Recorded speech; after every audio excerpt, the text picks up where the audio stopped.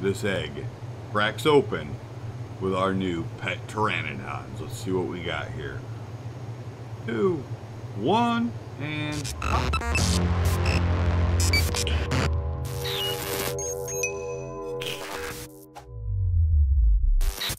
What's going on, guys? LCG here, back on the HyperArk Survival Evolved server. I hope everybody's having a wonderful day today. I am absolutely doing well. We have some good news. All right, so you might notice there is a structure missing from this location. Great time to start raining, Ark. Thank you so much. Yes, our workshop here is gone. And it's for good reason, right? It's because I have finally moved it all over to here.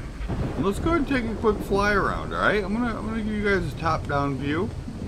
You can see we have at least 2 stories inside of there.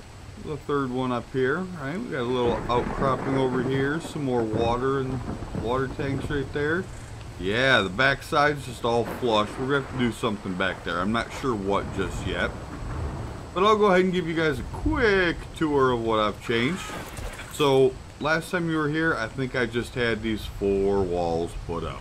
Right, now we got our feeding trough set up right outside the front door.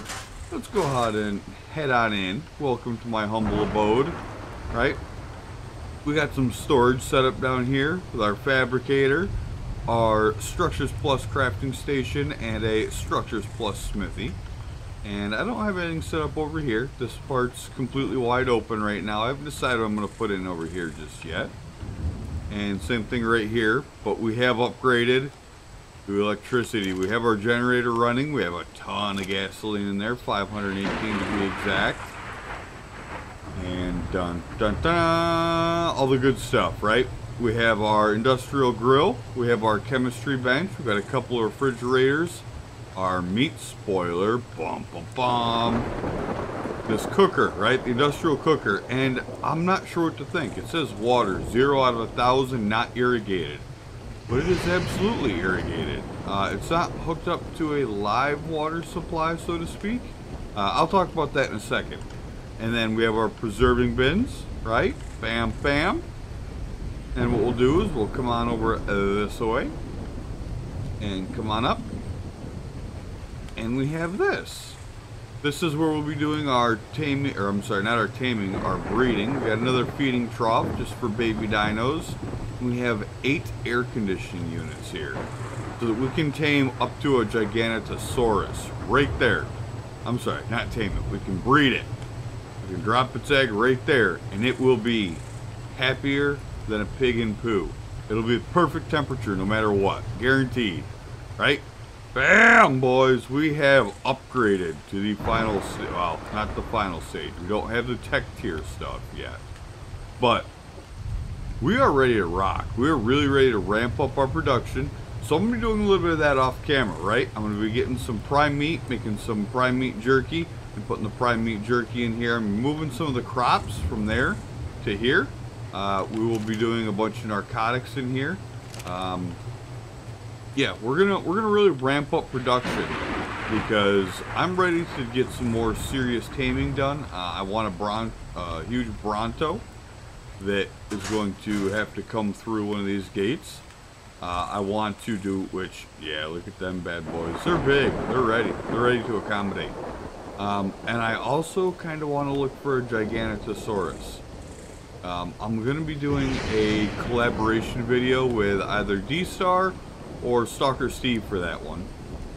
But then we also have to put in our kibble farm right here.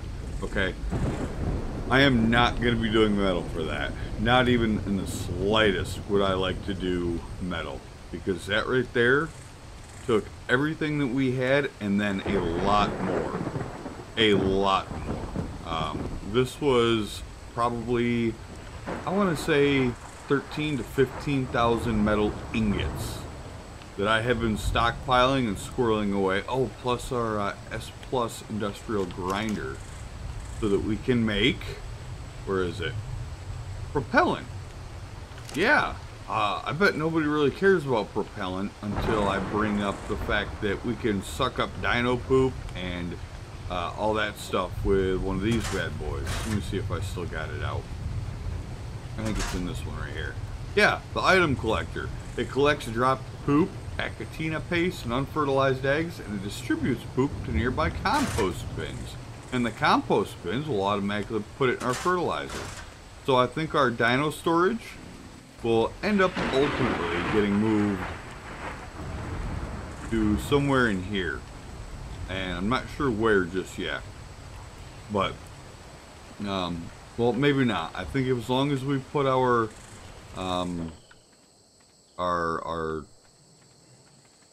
kibble factory, there we go. Our kibble pen right here. And we put our collector maybe back here with the compost bins. We should be good to go, right? Something we need to work on is getting a little bit more oil. And my son actually helped me name this guy. He's George, after Curious George. Let's see how we can throw him. Nope, that didn't work at all. There we go. Pick him up and toss him. Nope, that didn't work either. He kind of goes at an angle. So we got 2 snails. We're going to try to get one more. We have 1 dung beetle where we're going to try to get a couple more of these bad boys as well because we need a lot more oil. Whoop, let me out. There we go. Yep. We're going to need a lot more oil so that we can continue to make fuel for our everything in here, unfortunately. Yeah. But today, we're going to be doing some breeding. We're going to breed this Pteranodon right here, which was a perfect tame that Stalker Steve actually got with this guy, Dungbat. And, right, that's a male. That one's a female. It sure is. So that's what we're going to be working on today. We're going to take them up there. We're going to do some breeding. And I'm going to bring you guys back when we're all set up. Alright, so everybody sit tight. Alright, everybody. So here we are. We have the 2 dinosaurs that we would like to breed. Okay, and in order to start the breeding process, you have to set them on wander. Okay, so shortly after I put them on wander, I'm going to be spamming the unfollow key. Right, the unfollow key will keep them from flying off, and it'll keep them grounded right here while they mate. Right, once they're done mating, I'm going to stop spamming that, and I'm going to disable wandering. I'm going to take the egg, and we're actually just going to leave it right here. But I wanted to get that out of the way first because you'll see just how annoying this this sound is. You ready? Yeah, alright. I'll bring you guys back as soon as this egg is done. Alright, everybody. So you'll see right here in the inventory, we have 1 fertilized Pteranodon egg with egg incubation at 99 out of 100. So I'm going to go ahead and toss this back on the ground, and it should squirt out a little baby here any second, right? You got to make sure you don't accidentally eat it.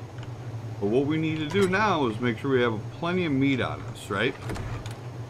So this bad boy is going to finish incubating, 99.2, 99.1. Now keep in mind, we also have boosted incubation rates. So this is going to be going a lot faster on our server than it would on pretty much any other server. Alright? Well, I can't say any other server. Any official server, that's for sure. But the temperature's perfect here because of the air conditioning units. Right, and once this hatches, you'll be coming on back to see what the little baby, or possibly babies. And here we are, sitting at about 5% incubation left. All right, I want to give you guys a heads up when this egg hatches. Right, there may be up to 3 Pteranodons that come out of this little egg. Okay, so what we have to do is immediately get them off of wander, or it off of wander. And make sure we start dropping some meat right into its inventory immediately, okay? They will not start eating from the feeding trough until they're about 10% matured. So that you can actually do the math with the amount of food that it can carry. But essentially, if it can carry one food or one weight of food when it's born. When it gets to 10, that's when it's able to eat from a feeding trough. I'll bring you guys back when this egg actually hatches. Is everybody ready? We got about 15 seconds before this egg cracks open with our new pet Pteranodons. Let's see what we got here. 2, 1, and pop. Hey, we're not going to bother naming him. We're just going to throw some food right on there. Disable wandering, and bam. And I didn't realize this. I'm a bit of an idiot. So because we have, I think it's Structures Plus or one of the other mods that adjusts weight for all these items, we're not too worried about how much he can handle. I think 50 meat will actually be a lot for him. So we're kind of, yeah, we're kind of cheating here and not doing it on purpose. But another thing is we're probably not going to be able to imprint this very well. Only because, one, we don't have a kibble farm. You really want a kibble farm in order to do that. But on top of that, I just don't have the time. See, every 3.5 hours he wants us to come back and check on him. That's not going to happen. But what we can do is just make sure he's got tons of food so that when his weight, he can actually hold up to 10%. So this would be 20. When this number reaches 20, that's when he's at 10% and he'll start eating from the feeding trough. And it will show the little icon over his head. So there you have it, boys. We have successfully tamed or bred a Pteranodon. Let me get the parents up here and we can look at their stat. Well, I guess it won't really matter. Let's see what this does. Is there anything we can do in here? No random mutations. That's okay, I guess. And this is a perfect tame. I guess no real information there. That's okay. That's all right. We're happy with this. 336 or 333 melee damage, which was the higher of the two, I believe.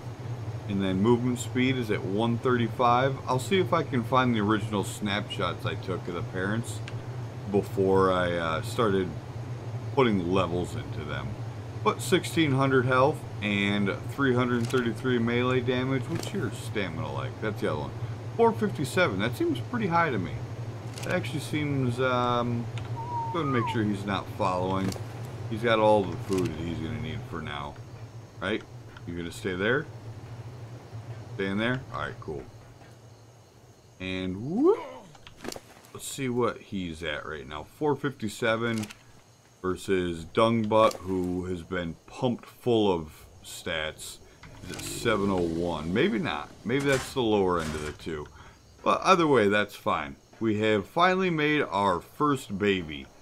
And I didn't get a chance to look at the gender. I kind of hope it's a female. Just so... And, oh, it's a male. That's alright.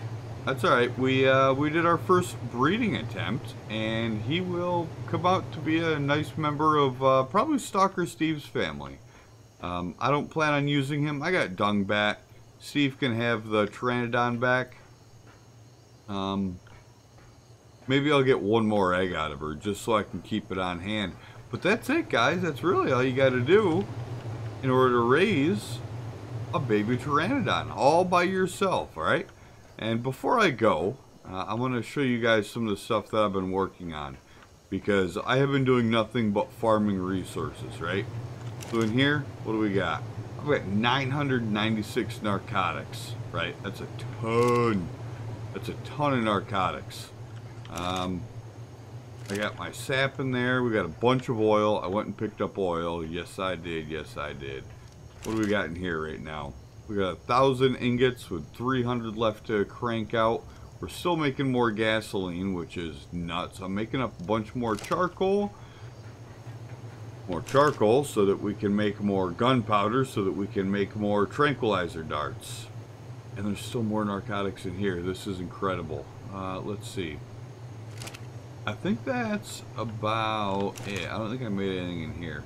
Nope, we got 1800 oil in there. I am tired of flying back and forth from the snow biome and a couple of random spots that I've found. So I'm going to take a break for a bit, guys. But that's it for this episode. Kind of short, kind of sweet, and we're growing our family.